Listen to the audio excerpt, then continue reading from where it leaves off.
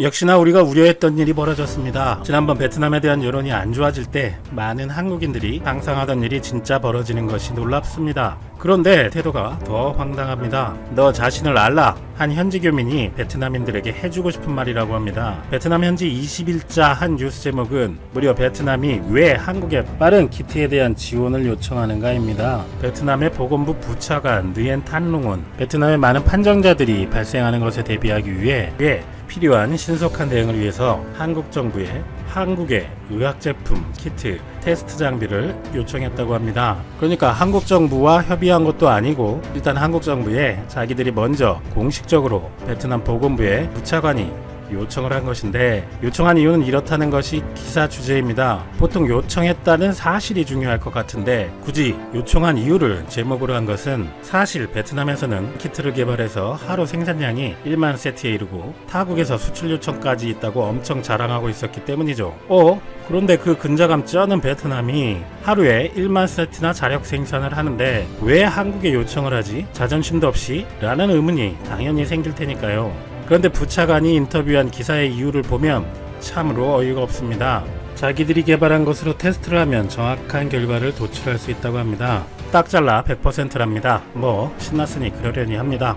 그런데 치명적인 약점이 있습니다. 결과가 나오기까지 24시간에서 48시간 정도 걸린다고 하네요. 반면 한국의 키트는 정확하지는 않지만 3-4시간으로 속도가 빠르다고 합니다. 그런데 팩트는 한국에서 승인을 받은 5개의 키트 모두 정확성을 가지고 있습니다. 이미 여러 업체들의 수십 개 국가에서 요청이 쇄도하고 있는 것은 잘 알려진 사실입니다. 최근 로이터 통신은 한국은 어떻게 테스트해서 이미 미국을 압도했는가라는 기사에서 미국이 테스트 키트 정확성에서 2월 말까지 우왕좌왕하고 있는 사이 한국은 20개 제약사와 보건당국이 회의한 지 일주일 만에 한 제약사가 처음으로 개발에 성공했던 이야기를 보도하기도 했습니다. 그런데 베트남 부차관은 무려 어떠한 근거도 없이 한국 키트가 정확하지 않다고 합니다. 그래서 한국 키트는 정확하지는 않지만 자기네 나라에서 대량으로 발생이 되면 한국 키트가 필요하다. 그래서 우리 베트남은 한국보다 좋은 키트가 있지만 한국에 달라고 요청을 했다는 것이 기사의 요지입니다. 역시 자존심의 나라 베트남입니다. 베트남 부차관은 키트뿐 아니라 생물학적 약제, 키트, 테스트 장비까지 요청했습니다. 이걸 보면 구매하겠다도 아니고 종합선물 세트로 그냥 달라고 하는 뉘앙스 같기도 합니다. 테스트 장비는 우리나라도 모두 해외에서 구입해서 쓰는 현실이니까요. 아니 베트남 한국에 뭐 맡겨놨어요? 우리가 남에게 아쉬운 소리를 할 때는 아무리 속마음은 고가와도 좋은 소리로 부탁을 하는데 근자감의 결정체 베트남 역시 종합선물 세트로 달라고 하면서 야 우리 집에 니네 거보다 훨씬 좋은 거 있어. 근데 니네 거 좀 구리지만 또 모르니까 니네가 주면 너그러이 받아줄게. 좀 보내라. 이러고 있습니다. 베트남에서 제일 유명한 홍옥병원이나 베트남의 삼성이라 불리는 빈그룹이 설립한 종합병원 빈맥을 가봐도 한국의 웬만한 병원하고 수준을 비교하는 것도 민망해 보이는데 이런 놀라운 행동을 해주시고 계시는 베트남입니다. 진짜 문제는 베트남 대부분 사람들이 전 분야에 걸쳐 이런 황당한 사실을 진실로 믿고 있다는 점입니다. 국가가 정보를 차단하고 선전에만 활용하기 때문입니다. 정신승리법 이 말은 중국 소설가 류슌의 명저 아큐정전에서 나온 말에서 유래한 것입니다. 주인공 아큐는 성격이 거의 찌질이에 가까운 사람인데 길을 가다가 무례배를 만나 그들에게 폭행을 당해도 이내 저 녀석들은 내 아들뻘이다. 그러니까 나는 아들에게 찍힌 것뿐이다. 라고 나는 정신적으로 패배하지 않은 것이다. 라며 자기 합리화를 하는 대목에서 유래한 것입니다. 류슌은 이러한 민중의 근성을 아큐의 정신승리법에 빗대어 비평한 것입니다. 노벨문학상 작가 로맹 롤랑은 이 작품을 그것이 어디 중국인에게만 해당되는 이야기일까? 아큐란 모습은 현대인들 많은 사람들의 또 다른 모습이기도 하다라고 평하기도 했는데요. 이번 베트남과의 일을 두고 생각해볼 만한 지점이라는 의견도 있습니다. 최근 베트남의 한국에 대한 돈 없는 행동들에 대해 모르는 분도 계시고 새로운 사실도 있으니 간략히 보면 베트남 당국은 이미 이륙한 한국 비행기의 하노이에 착륙을 불허하고 한국인을 강제로 열악한 폐병원에 격리, 자물쇠로 잠그고 그 과정에서 여권을 빼앗았습니다. 정부의 어떠한 사전 통보나 협의도 없었던 것이 팩트이고 여행객들을 격리 후 아무 식사도 제공하지 않다가 다음날 아침이 되어서야 반미와 머핀 몇 개를 주었는데 이것을 빵 조각이라고 했다고 난리가 시작되었습니다. 일부에서 빵 조각이라고 비하했다고 하는데 사실이 아니고 빵 조각인데 조각이라는 말이 어느 나라에서는 비하의 용어인지 의문입니다. 그렇다면 머핀은 분명히 빵이니까 머핀 보고 빵이라고 한 걸 반미라고 오해를 했을 수도 있습니다. 그런데 반미도 사실 빵이잖아요. 자기들의 식민지 시절 먹을 게 없어 바게트에 채소와 여러 가지를 넣은 자부심 있는 전통 음식 반미를 빵이라고 했다고 그렇게 열이받는다는 것도 중간에 번역이나 오해가 쌓인 것 같기도 하지만 좀 그렇습니다. 그럼 우리는 한국식 불고기를 다른 나라에서 고기구이, 그냥 고기 이러거나 떡을 라이스 케이크 이러면 전통을 무시했다고 열받아야 되는 건가요? 또 한국인들이 거만하게 4성급 호텔을 요구해서 호화롭게 지냈다는 전혀 사실과 맞지 않는 말을 하고, 그리고 또 여행객들이 귀국해서 오랫동안 먹을 것도 제대로 주지 않았다 라는 말을 오랫동안 계속 먹기만 할 수 있게 허락하지 않았다 라고 요상하게 바꿔서 한국인들은 쉬지 않고 계속 먹는 종자냐며, 또 페이스북, 인스타, 다른 나라 게시물에서까지 한국 과거의 아픈 내용까지 거론하며 비하를 하고 있습니다. 타인들에게 비하 표현을 하는 사람들은 어느 나라나 있는 법입니다만, 이번에는 베트남인들과 베트남 언론까지 첫째는 사건의 인과관계, 사실관계, 과실관계를 완전히 바꾸어서 한국에게 뒤집어 씌운 것이고, 두 번째는 그런 오해가 있어서 타국이나 타인들을 조롱하는 사람들이야 어느 나라에도 있지만 이 사람들은 너무 선을 넘는다는 것이 불쾌하다는 한국인들의 반응이 대다수입니다. 한국의 과거 아픈 역사나 현재까지 진행되는 문제를 거론하며 수위를 너무 넘는 표현이 난무하니까요. 아무리 온라인이라도 이런 건 사실 흔한 건 아닙니다. 베트남도 사실 아픈 역사는 우리나라 못지않게 많습니다. 하지만 한국인들이 이번 일에 맞대응하며 그런 표현까지 하는 일은 거의 없거나 극소수일 것입니다. 최근에는 반대로 한국인들이 한 베트남 유튜버에게 화가 많이 난 사건도 있었는데요. 최근 베트남에서 조회수 120만까지 폭등한 영상으로 제목은 한국 사람들이 베트남 사람들을 부러워하는 4가지입니다. 1. 이 유튜버는 직접 눈을 찢으며 베트남 사람들은 이쁜 쌍꺼풀이 있다. 2. 베트남 사람들은 베트남 맥주를 싸게 살 수 있다. 3. 베트남 짝퉁시장의 모조품 신발을 부러워한다. 4. 징이나 나쿠이 같은 음악 무료 듣기 사이트를 부러워한다 라는 내용이었습니다. 대부분의 한국 사람들은 그래 부럽다 부러워 이러고 넘겼지만 첫 대목인 쌍꺼풀에 자기 눈을 찢어 보이면서 세계적으로 아프리카에서도 한국인을 눈으로 놀리는 경우가 있다고 하면서 한국인들이 그런 차별을 받아서 외모 꾸미기에 열심이고 쌍꺼풀 수술한 한국 친구를 보고 기겁했다는 등의 내용이 많은 한국인들에게는 당연히 불쾌하게 다가왔을 것입니다. 참고로 맥주는 한국은 주류세가 높고 베트남은 싸서 그렇다네요. 기본적으로 동남아시아 물가는 한국과 비교하면 다 싼데 뭘. 그리고 베트남은 짝퉁 신발도 질환 떨어지게 잘 만든다는 근자감 을 말하는 것이고, 음원의 경우 저작권 개념이 아직 미흡해서 베트남에서는 뮤지션들이 제대로 돈을 받지 못하는 실정인 이유입니다. 우리나라도 그런 시절이 있었으니까요. 그런데 이 친구 채널을 보면 그전부터 한국에 대한 내용들을 많이 다뤘었는데 요즘 분위기가 분위기인 만큼 화제가 더 된 것 같습니다. 해당 영상은 삭제했고 지금은 채널 상태가 평온해 보이는데 대부분의 한국인들은 그러려니 하고 넘어간 것 같습니다.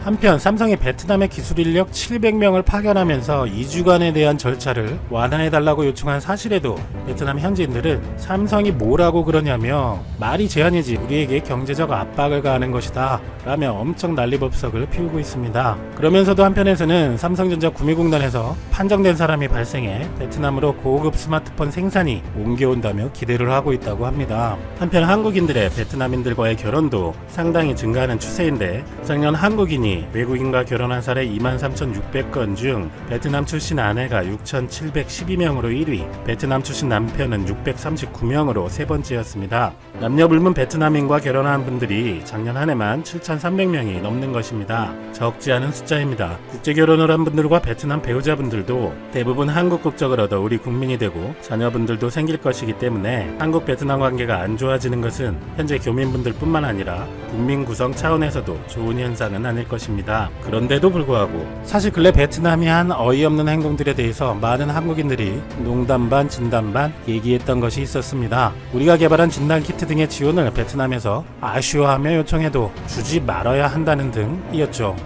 국민들 개인으로 속상한 마음을 표현한 것이지 국가 대 국가로서 디스전을 한 것도 아니고, 정말 타국이 어렵다면 인도적 차원에서 진짜 외면할, 그렇게 할 한국인들도 아니지만 난데없이 모욕을 당한 개인들의 서운한 감정의 표현이었을 것입니다. 한국을 그렇게 비하하던 베트남인들이 인도적 지원을 요청하면서도 우리는 아주 우수한 키트를 가지고 있다 하면 한국의 키트는 부정확하지만 시간이 짧다, 하지만 대량으로 사태가 커질 때를 대비해서 부정확한 키트를 요청한다 그런데 키트만도 아니고 의약제품 키트 테스트 장비까지 다 줬으면 좋겠다라는 아스트랄한 태도를 보이니 남은 정도 뚝 떨어질 정도라는 의견도 많습니다. 한편 일각에서는 베트남에 어느 정도 지원을 했다는 얘기도 있는데 어떻게 된 것인지 궁금합니다. 이런 태도를 취하는 베트남에 지원을 하는 것이 맞는지 여러분들의 생각은 어떠신가요? 나는 폭력을 반대한다. 왜냐하면 폭력이 선을 행한 듯 보일 때 그 선은 일시적일 뿐이고 그것이 행하는 악은 영원하기 때문이다. 요즘 미국은 전쟁 중이라고 해도 과언이 아닐 정도라고 합니다. 도시마다 최루탄 가스와 불붙은 연기가 가득 차 있거든요. 비무장 상태였던 흑인 남성을 백인 경찰이 과잉 진압으로 숨지게 하면서 인종차별에 항의하는 시위가 미국 전역으로 확산된 겁니다. 그런데 이 시위가 커질수록 방화나 약탈 같은 심각한 폭력 사태도 일어나고 있습니다. 트럼프 대통령은 이 시위대를 폭도로 규정하고 군대를 투입해서 강경 대응을 하고 있죠. 그러자 사람들의 분노는 점점 더 극에 달했습니다. 경찰서뿐만 아니라 방송국, 상점, 주택을 불문하고 모두 불을 지르고 있고요. 몽둥이로 유리를 깨고 상점을 털기도 합니다. 최루탄 가스가 퍼지고 총성이 울리고 있는 미국의 시위 현장. 정말 전쟁터 그 자체 아닌가요? 그것도 민주주의의 선진국이라고 불리는 미국에서 이런 일이 일어나고 있는 겁니다. 사실 이런 폭력적인 시위는 단순히 미국에서만 일어나는 일이 아닙니다. 프랑스에서도 시위가 일어나면 약탈과 방화 현상이 종종 있었고요. 베네수엘라, 칠레, 이란, 이라크 등등 많은 국가들이 격렬한 시위 그리고 정부의 강경 대응으로 수많은 사상자를 낸 적이 있습니다. 반면에 우리 대한민국은 세계에서 제일 가는 평화 시위로 유명합니다.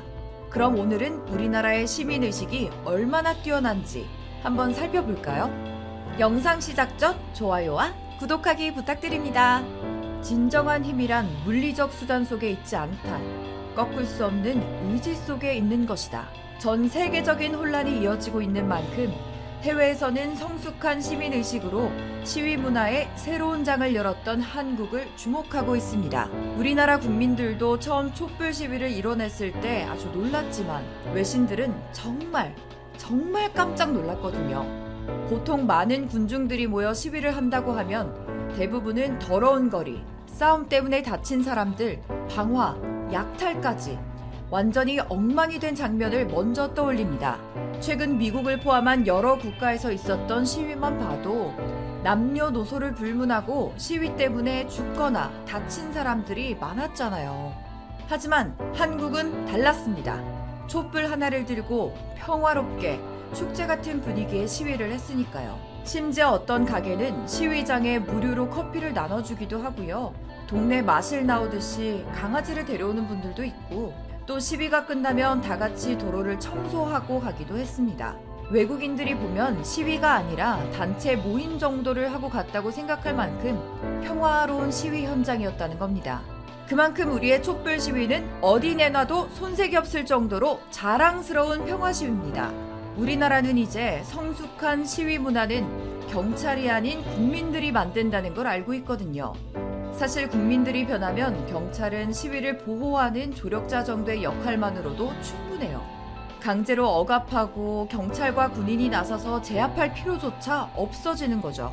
그걸 우리 국민들은 알았으니까 이렇게 평화적인 시위 문화가 자리 잡을 수 있었던 겁니다.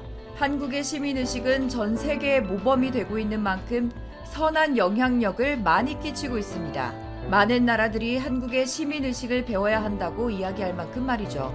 얼마 전 한국이 참 이상한 나라라는 주제의 영상이 화제가 된 적이 있습니다.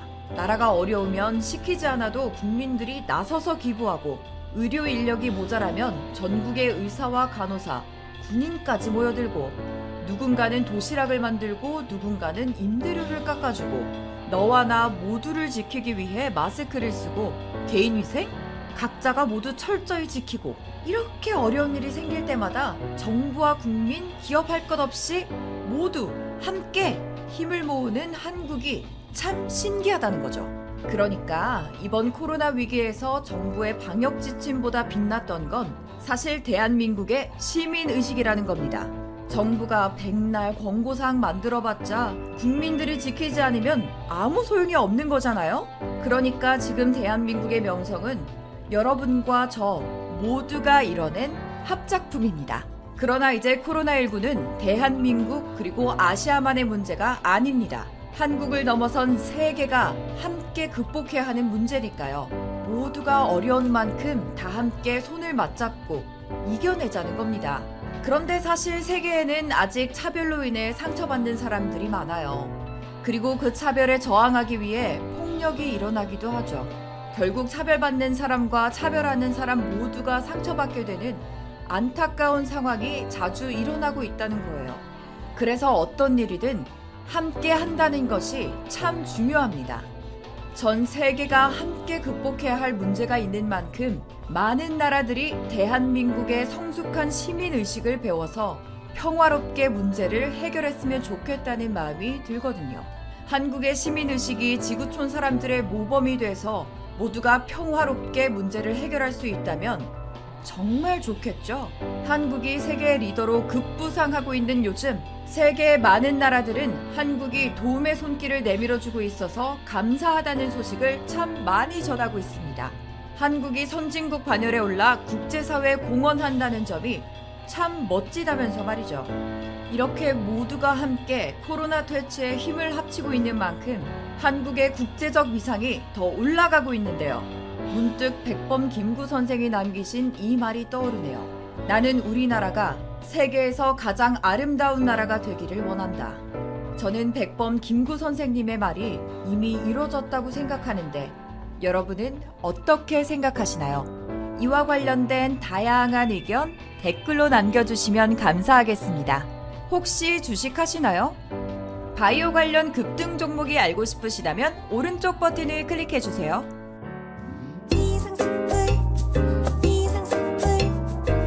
주식을 모르면 이상스쿨. 주식 모르니 이상스쿨.